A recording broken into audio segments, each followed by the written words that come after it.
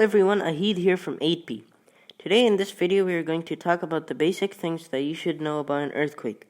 Without further ado and not me wasting your time. Let's get right into it, shall we? So first of all, an earthquake is sudden shaking of the ground caused by the released stored energy in and through the earth's crust.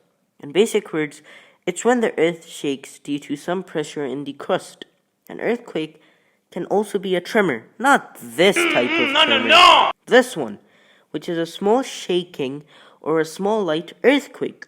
Also, don't forget to note this down, it'll come handy soon. Liar! By the way, a theory suggests that earthquakes can happen in a regular pattern. Like first a foreshock can occur, which is an earthquake that occurs before a larger earthquake called the main shock. Now you might be wondering, well Ahid, what's a main shock? Well, it's the most known type of earthquake in this world. I say this due to its name. Main for main shock can suggest that this earthquake is the main event. Then after the main shock, we have the aftershock, which is an earthquake that occurs after the main shock. Aftershocks are formed as the crust adjusts to the effects of the main shock. Well, you might want to know now how an earthquake is actually formed. Well, it's very simple. When the tectonic plates move together in a conversion plate boundary or apart in a diversion plate boundary or against each other in a transform plate boundary, they can sometimes get stuck. Then they keep on rubbing against each other and create friction, which leads up to the buildup of pressure in the Earth's crust and releases seismic waves, which allows an earthquake to happen. Now the area in the crust where this happens is called the focus, because this is where everything is happening. The center or point of an earthquake is called the epicenter.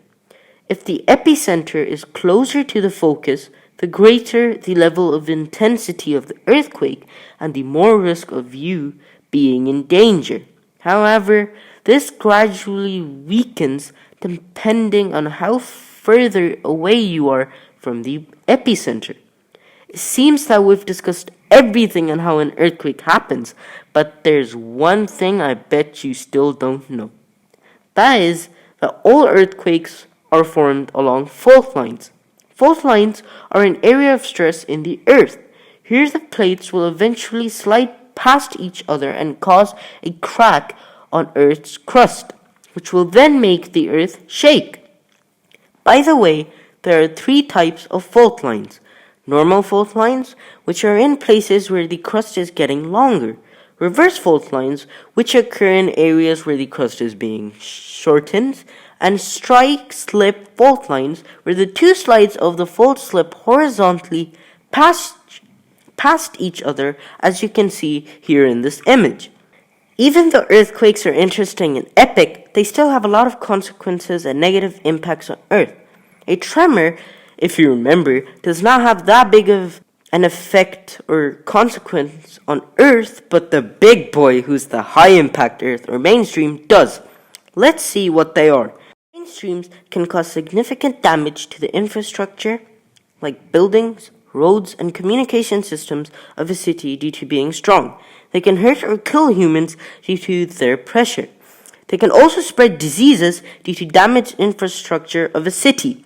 Criminals also tend to come out to rob after an earthquake due to everything being damaged and therefore being easy to loot. If only we had Spider-Man.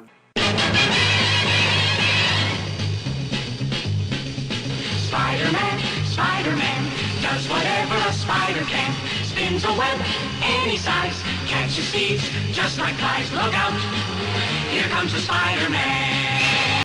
Earthquakes or mainstreams can leave long-term effects due to places have to be built again and new systems to be developed.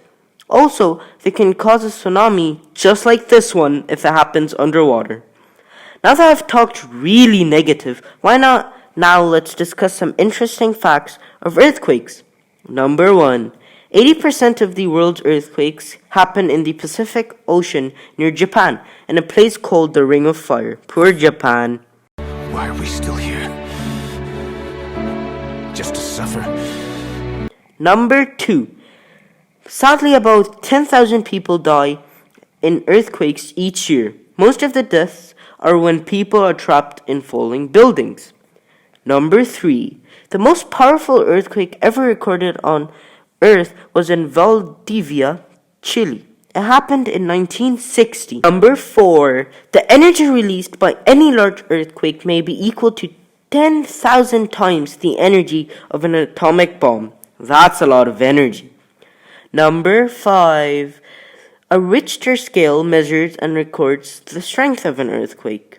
Number 6. A seismograph is a machine that is used to measure the strength and the length of an earthquake. Number 8.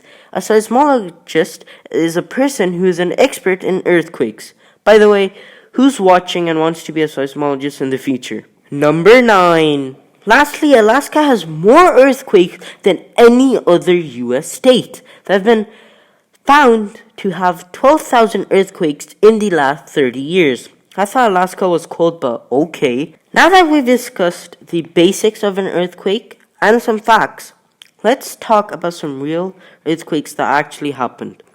First up, we have the San Francisco Oakland earthquake of 1989 in California, USA, San Francisco. This earthquake collapsed a section of the San Francisco-Oakland Bay Bridge, which is this, and also killed 62 people. That's mad! Then we have the Nepal earthquake of 2015 in Kathmandu, Nepal. It was accompanied by 2 aftershocks. In total, it killed 9,000 people. That's too much.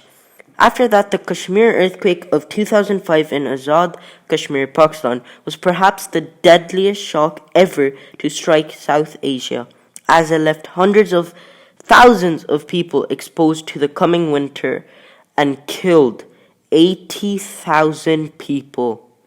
That really makes me sad.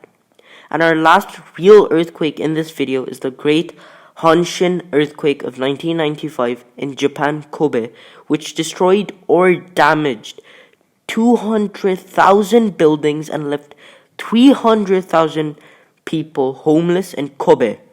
So now, guys, I'm going to talk serious because I want you all to be safe if God forbid this ever happens. This is what you should do during an earthquake. Cover and hold on. Don't panic. Second, stay indoors until the shaking stops. Don't go out. Third, stay away from windows. You do not want to get scratched. Fourth, if you're in bed, hold on and stay there, protecting your head with a pillow. It will be better that way, trust me. Fifth, if you're outdoors, find a clear spot away from buildings, trees, and power lines. Then drop to the ground. You do not want to get crushed, do you? And lastly, if you're in a car, slow down and drive to a safe place. Stay in the car until the shaking stops. And that is my personal advice on what to do during an earthquake. And remember, only when the shaking stops and you get news that you can head on out, then surely do head outside. So that was my video, guys, on earthquakes. I hope you enjoyed it and had that much fun watching it like I did making it. Hope you learned something, and if you are wondering where I got this information from, here's the bibliography. Okay, everyone, thank you for watching. Stay safe. Bye-bye. Ahid Khan, out. Josh,